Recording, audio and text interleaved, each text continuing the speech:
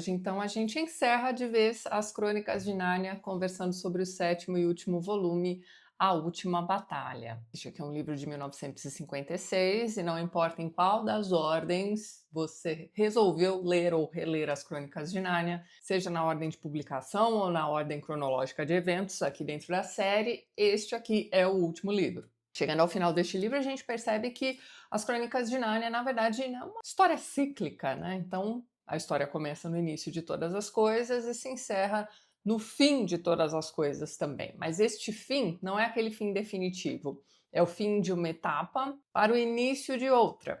Então, como nós conhecemos, né, as coisas estão encerradas, mas existe uma versão melhor de Nárnia, por exemplo, sendo apresentada no finalzinho deste livro. Então, na verdade, nós vamos ter aqui um reinício de todas as coisas, lá no finalzinho mesmo. É mais ou menos como quando você vê a carta da morte do tarô, sabe?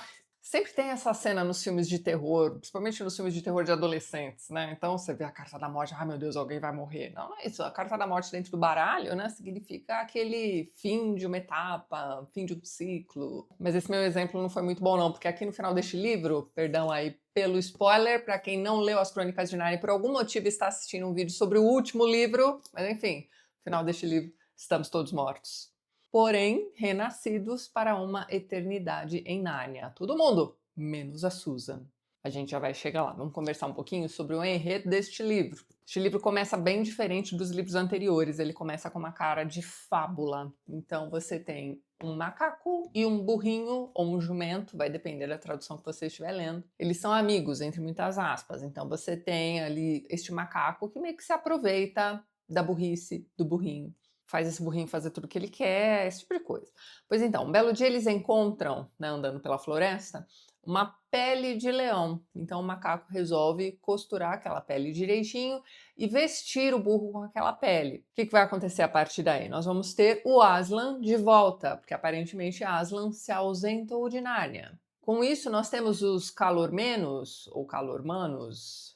Acho que eu já falei das duas formas aqui nestes vídeos, não, acho que é Calormenos mesmo. Bom, então, é aquele pessoal que mora num lugar pertinho de Nárnia, eles estão sempre tentando invadir Nárnia, aquela coisa toda. Pois é, eles meio que já conquistaram Nárnia. Nárnia aqui no começo deste livro não se parecem absolutamente, aliás, em boa parte deste livro, não se parecem absolutamente nada com a Nárnia que a gente está acostumado dos livros anteriores.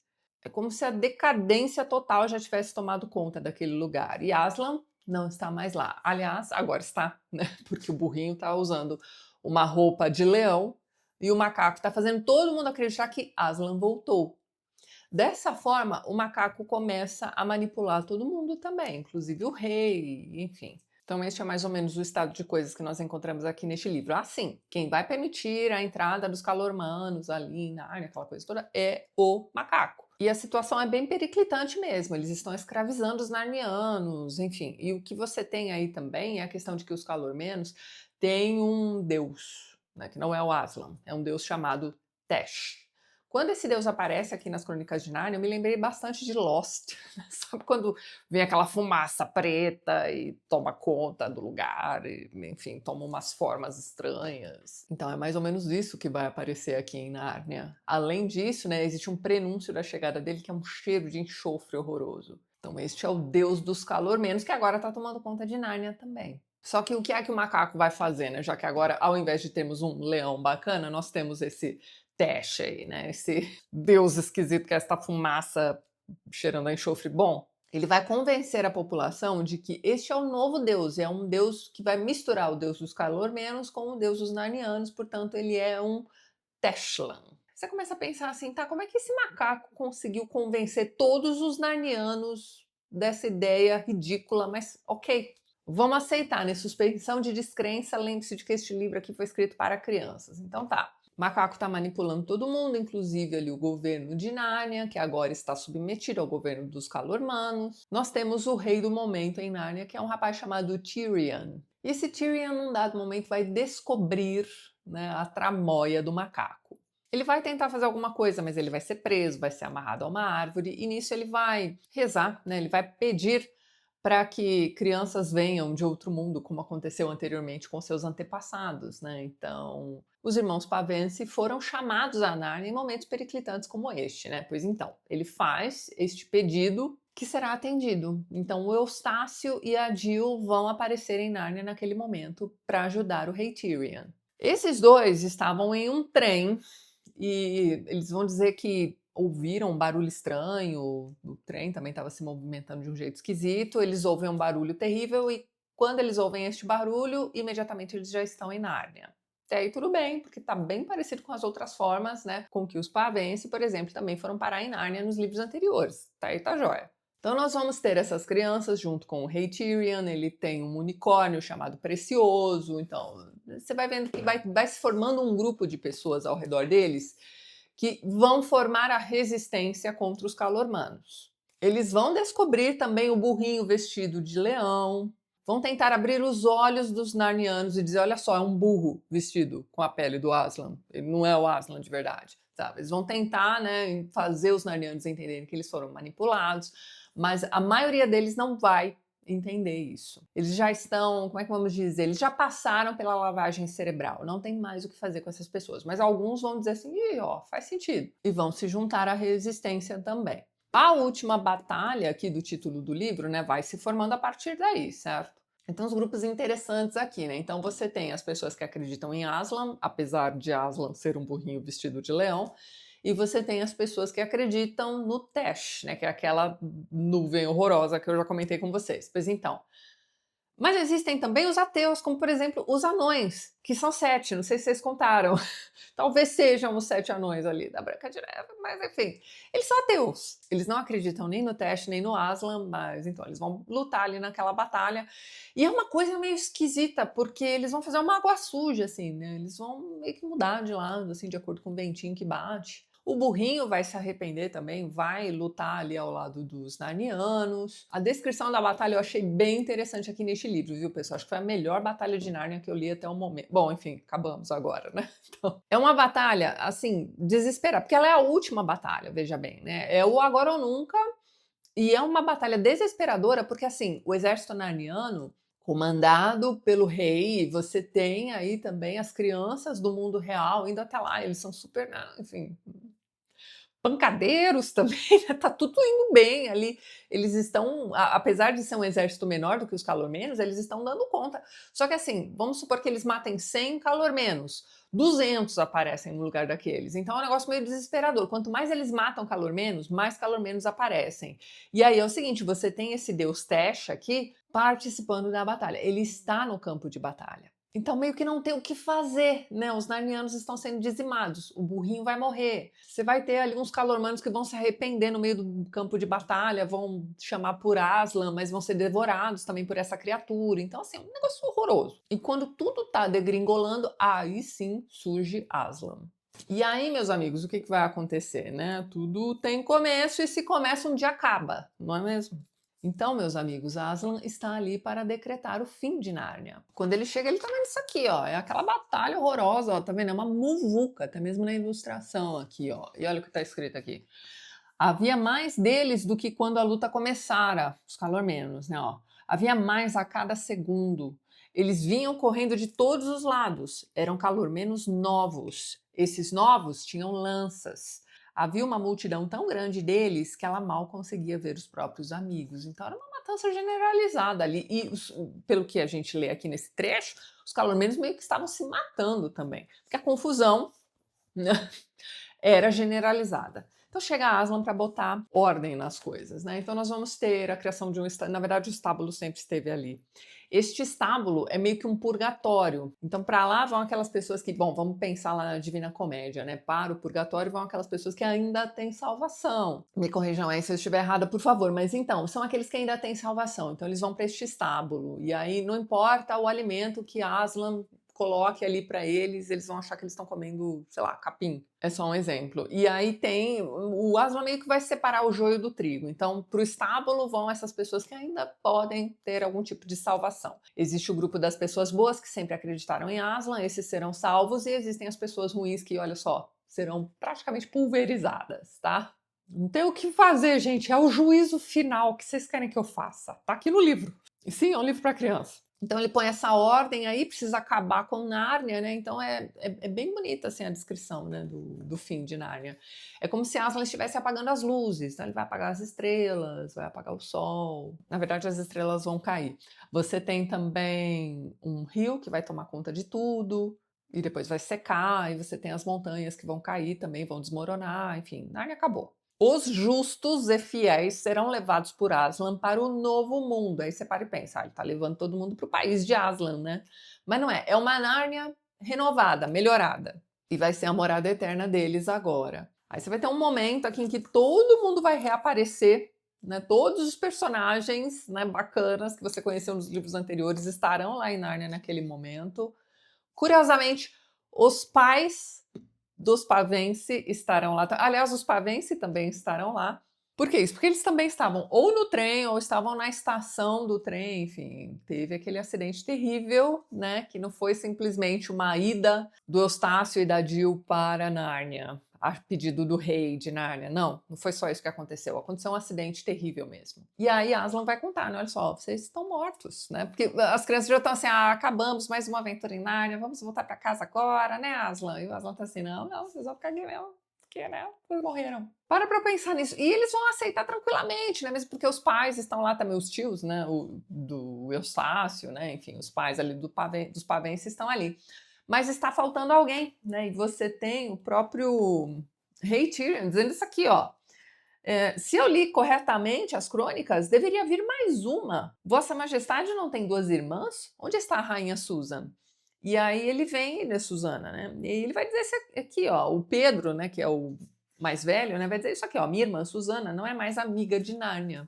Aí o Eustácio complementa, que é o primo, né? Sim, e sempre que se tenta convencê-la a falar sobre Nárnia, ou fazer algo relacionado a Nárnia, ela diz: que lembranças espantosas vocês têm. Imagine ainda estar pensando em todos aqueles jogos engraçados que costumávamos jogar quando éramos crianças. Então, assim, ela se desligou totalmente de Nárnia. Para ela, tudo aquilo que aconteceu foi fruto da imaginação infantil dela, e hoje em dia ela segue aquela vida de jovem. Ela já deve ter seus 20 e poucos anos aqui neste ponto da história. Então ela está seguindo a vidinha dela de adulta, com vida social, enfim, né? E aí você tem aqui, ó, a Gil dizendo: ó, Susana, hoje em dia ela não se interessa por nada a não ser meias finas, batons e encontros. Olha isso. Ela sempre foi excessivamente ávida por ser adulta. E aí, olha isso aqui, ó, adulta de fato. Queria que ela ficasse adulta, né? Então, assim, ela não amadureceu, a ideia é essa, né? Mas ela, né, ficou mais velha, né, digamos assim. Desperdiçou todo o tempo de escola querendo ser da idade que tem agora. Agora, olha isso aqui, ó.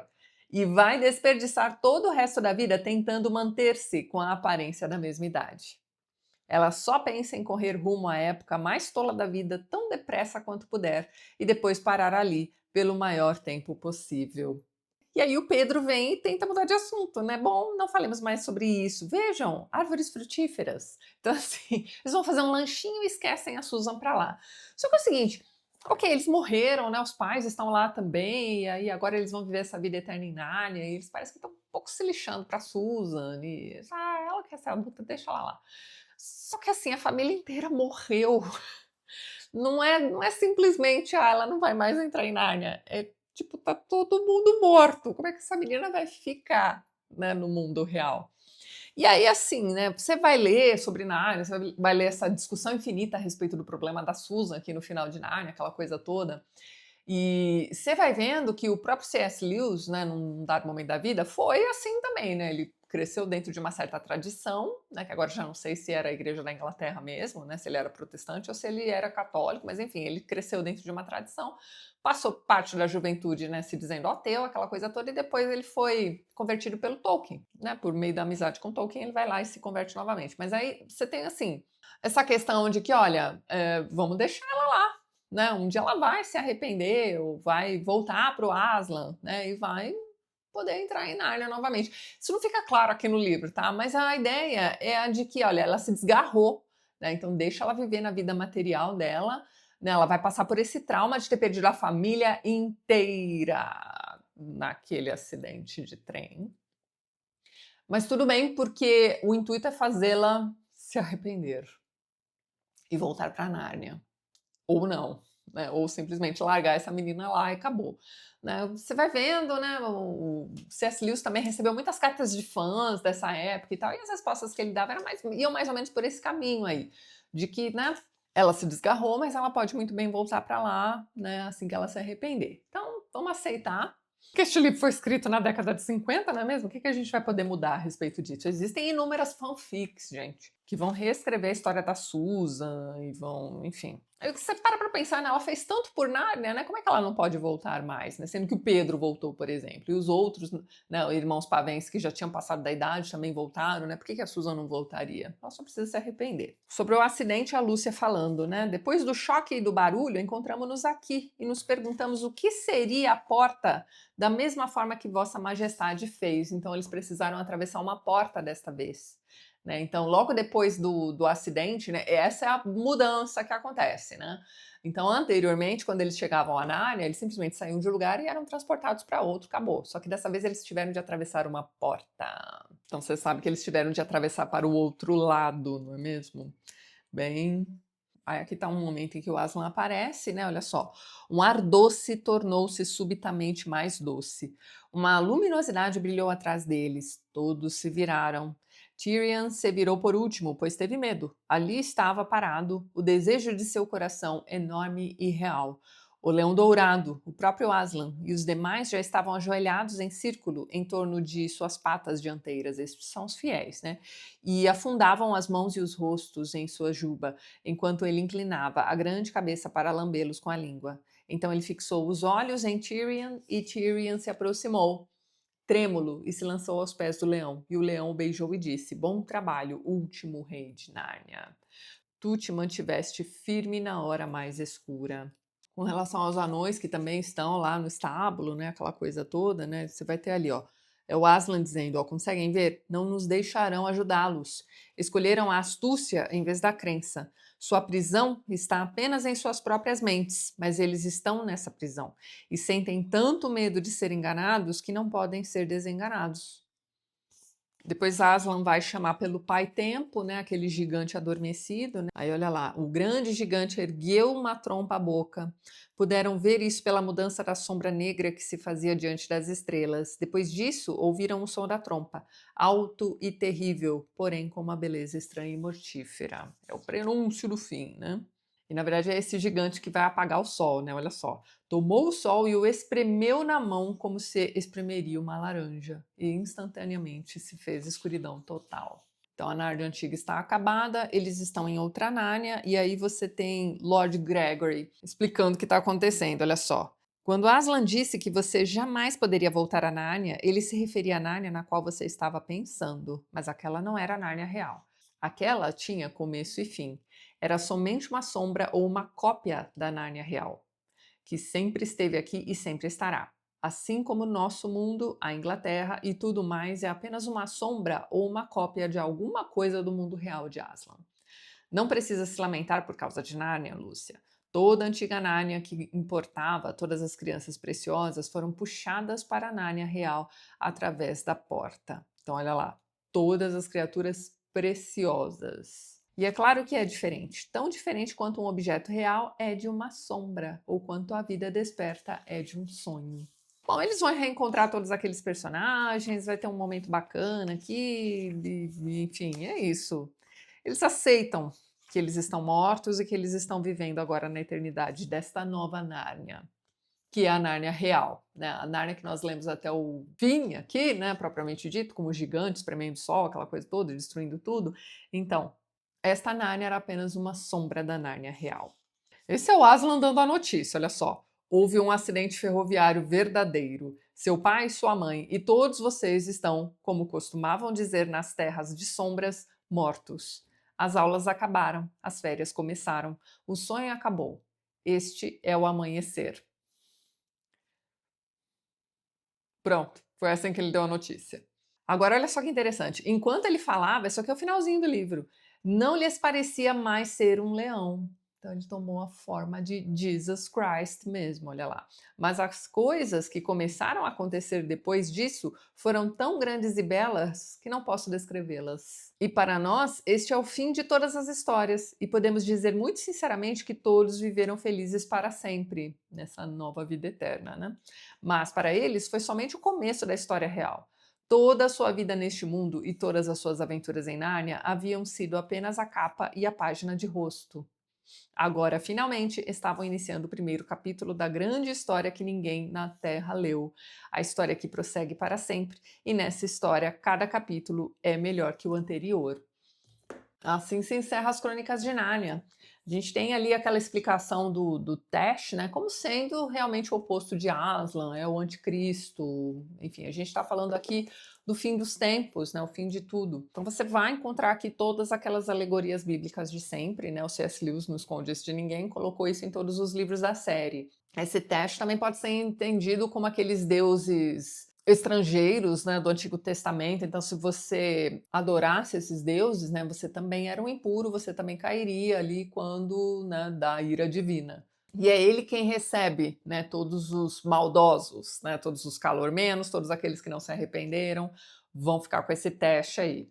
Nem todos os né, ficarão naquele estábulo. Tem um anão específico que é o Poggin, que é um dos personagens principais aqui deste livro, que vai ajudar o Tyrion lá nas estratégias de guerra, aquela coisa toda, e ele estará lá no final, né, reencontrando todo mundo no final de Nárnia. Você vai encontrar aqui neste livro todas as consequências de enganos, né, afinal de contas aquelas pessoas se deixaram enganar pelos calormenos, pela divindade que eles trouxeram quando eles invadiram não, né? Eles foram convidados praticamente, né? Pelo macaco, aquela coisa toda. Então eles se levaram a enganar pelo macaco também. Eles viram que aquele leão estava esquisito, mesmo assim acreditaram que era Aslan, né? Aquele burrinho vestido de leão, não é mesmo? Então assim, eles se deixaram levar. Então você tem aqui as consequências das pessoas que, né, se enganam ou se deixam enganar também. Como é que eles se esqueceram do verdadeiro Aslan, não é mesmo? O que o macaco fazia através do burro era meio ridículo, assim, ele manipulava todo mundo, fazia toda a população fazer o que ele quisesse, mas eram assim, coisas bestas, sabe? Tipo, me traga aí um boi no rolete, sei lá. E aí, eram coisas que o Aslan mesmo jamais pediu para ninguém, né? Então, assim, eram coisas idiotas. E o pessoal meio que fazia aquilo, se deixava enganar, se deixava levar, provavelmente porque eles tinham esperança, eles queriam ter, né, um líder novamente, eles queriam ter o Aslan de volta, então eles queriam acreditar. Ok, mas eles se deixaram levar também. As pessoas de bom coração, aquelas pessoas que sempre duvidaram daquele Aslan falso, né, puderam voltar para Nárnia também. Aliás, para a verdadeira Nárnia. Você tem aqui toda aquela questão da redenção, né? O arrependimento genuíno vai, né, fazer com que essas pessoas sejam permitidas em Nárnia também.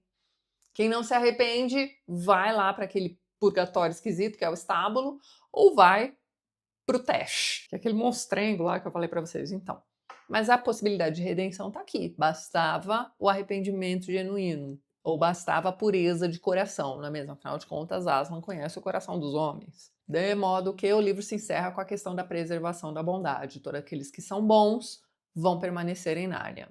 E você tem o falso profeta aqui, que é o macaco, né, que vai anunciar o retorno de Aslan, que é na verdade o amigo dele, né, para quem ele fez a roupinha de leão. O juízo final, propriamente dito, que é Aslan separando direitinho, né, o joio do trigo, como eu falei para vocês, está por aqui. E não tem jeito, né? A nossa preocupação com a Susan aqui no final de tudo, né? Se você parar para pensar que realmente ela acabou de perder a família inteira, né, vai ser um pouco pesado aqui. Mas, enfim, se a gente pensar naquilo que não está no livro, né, naquilo que a gente infere da leitura ou do próprio autor, né, das cartas do autor, bem, estamos todos aí aguardando o arrependimento genuíno de Susan, certo? Mas é isso então, pessoal. Encerramos as Crônicas de Nárnia.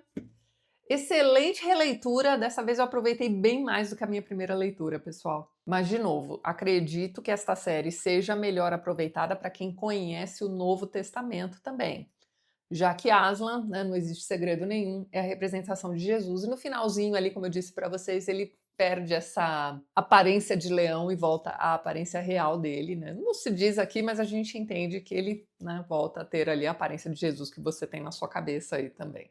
Eu mesma acho que só vou reler esses livros aqui quando o Zé quiser ler também, vou ler junto com ele, mas é isso. Esses livrinhos são muito bacanas, gente, valem a releitura, com um novo olhar, enfim. Recomendo fortemente a releitura para vocês também. Mas é isso então. Eu vou ficando por aqui, mas antes gostaria de mais uma vez agradecer a todos os apoiadores do canal. Vocês estão vendo os nomes deles aqui ao lado e na descrição do vídeo você também encontra os links para os perfis literários do pessoal que apoia o TLT e que também produz conteúdo sobre livros aqui no YouTube e no Instagram. Caso você queira se tornar um apoiador do canal, já deixo aqui minha muito obrigada de coração. Dê uma olhadinha no primeiro link que eu vou deixar na descrição deste vídeo. E é isso então.